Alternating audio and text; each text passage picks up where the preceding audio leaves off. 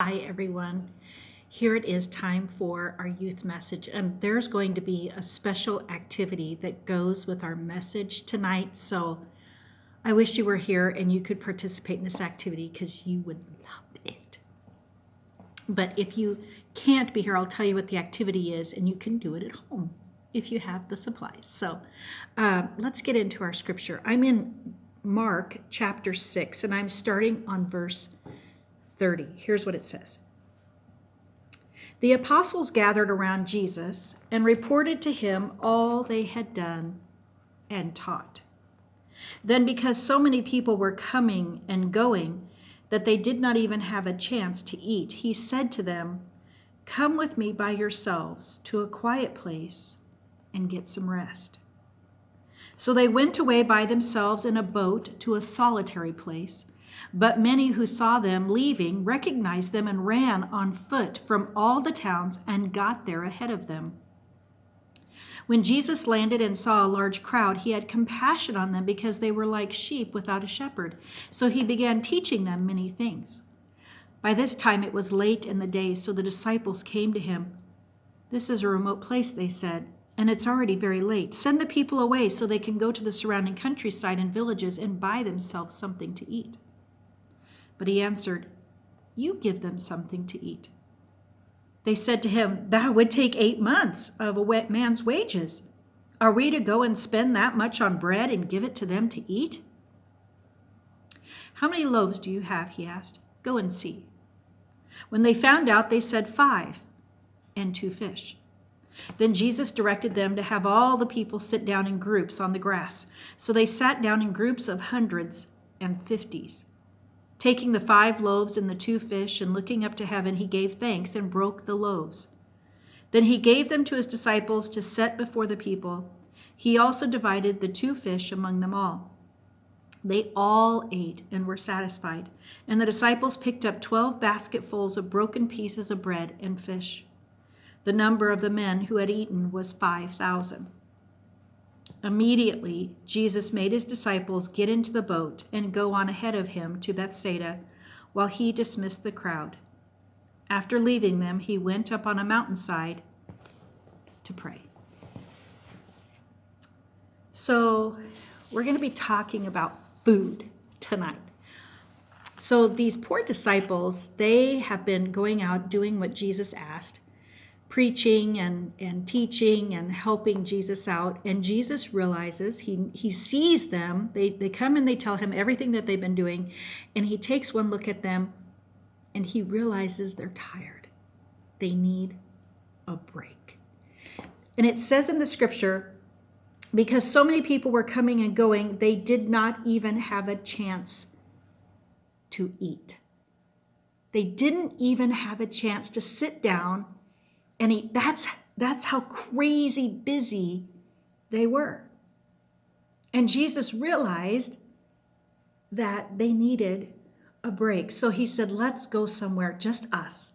Let's go somewhere, just us, and let's take a break." So they get in a boat and they head off.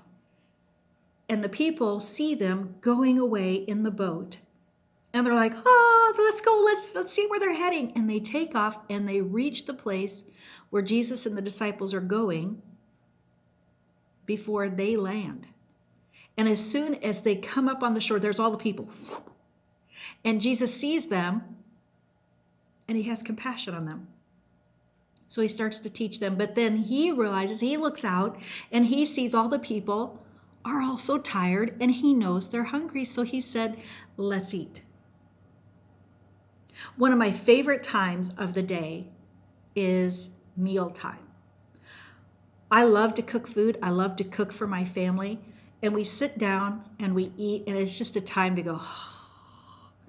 And sometimes we talk, and sometimes we just sit there and feed our faces. But it's a time for us to rest. Is mealtime restful for you? Maybe not at school, because you don't get much time to just sit there. You get a very short amount of time to feed your face, and then you have to get up and go. But is it rejuvenating? Does having that few moments rejuvenate you so you can go on for the rest of your day? I hope so. Sometimes mealtime is just that little piece that we need. When I was a kid, my favorite meal that I can think of was with my grandparents. And we would get together every Sunday night and we would have popcorn. That's it. That's all we'd have, popcorn. It would be my family, the 5 of us, my grandma and grandpa, my great-grandmother, we called her Grammy. She was a hoot and a half, by the way.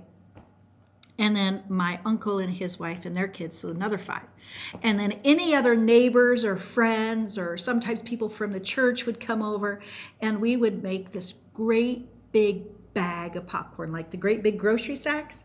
We'd fill it to the brim with popcorn. Now, not microwave popcorn because they didn't have that back then. It was cook the popcorn on the stove in a big pot. And so we would make this popcorn and everybody would get a bowl. And if there weren't enough chairs, the kids had to sit on the floor. But we didn't complain because it was the best. And it was the only time we were ever allowed to eat in the living room. The only time. And Grandma didn't care that there was popcorn all over the floor. When we were done, she'd get out the vacuum and she'd vacuum everything up because it was the best time. We would sit there and we would eat popcorn and we would tell jokes and we would play word games like we'd play Going Out West, where we would all go around in a circle and what are you going to take when you go out west? And we'd have to like memory games. It was so much fun. And then my uncle, he was quite the trickster. He took after Grammy and my grandpa. My Uncle Aaron was quite the trickster, but he liked to do magic tricks. But they were tricks. We never figured it out till we were older that they were just tricks. Well, he would take a coin, and it didn't matter what denomination, but he would take his elbow and he would rub that coin on his elbow, and then it would disappear. And pretty soon he'd walk over to somebody and he'd pull out the coin from their ear or from behind their shoulder or from the top of their head. Or we all had ponytails or pigtails. He'd pull it out from our hair. Sometimes he'd say, pick up your shoe, and he'd pull it, put his hand underneath our shoe, and it would come out from our shoe. It was just the craziest thing. And so we would sit there with coins on our elbows and we would be rubbing and rubbing. Ah, it's still there. Oh, it's still there. And we would rub and rub, and the adults would all laugh and laugh and laugh. It was the most restful time. That was the meal, popcorn.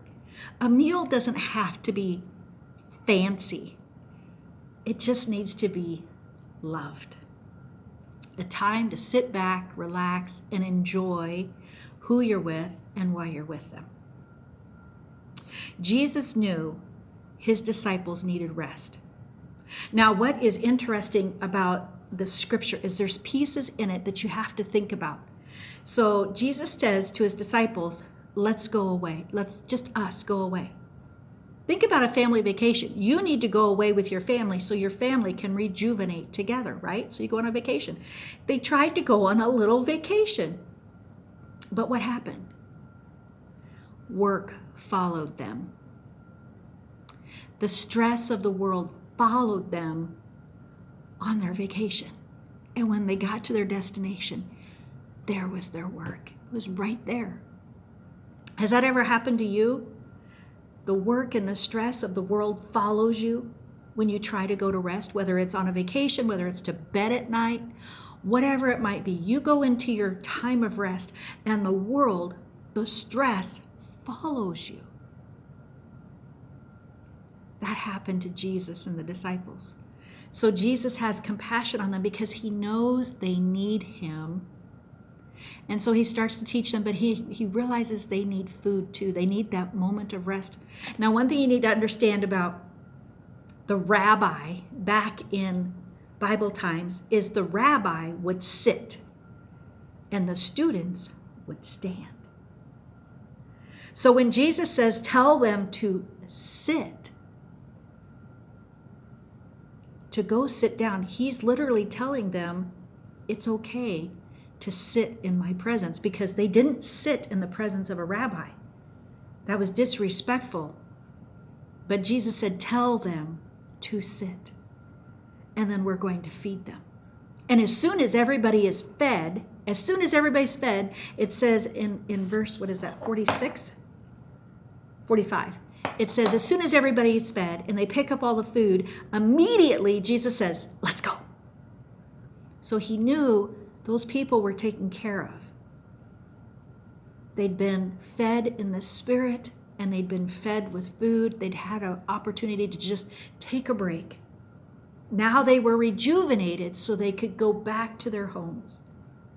But also the disciples were rejuvenated. They'd had a moment to rest as well. They'd had a moment to eat, and they got in the boat. And Jesus said, you go. You've had a moment to go rest, to sit down. But I need a moment. So you get in the boat, you go. I'm going to go up on the mountain, and I'm going to pray for a little while. Now what happens next is there's the storm. The storm comes up on the sea, so the disciples, after they've had their little rest, they've had their food, they get in the boat. Jesus is up on the mountain to pray, and a storm comes up. And so you know those disciples, thankfully they had that rest. Thankfully they had that food to rejuvenate them because there was a storm coming. And it's the same with you and I.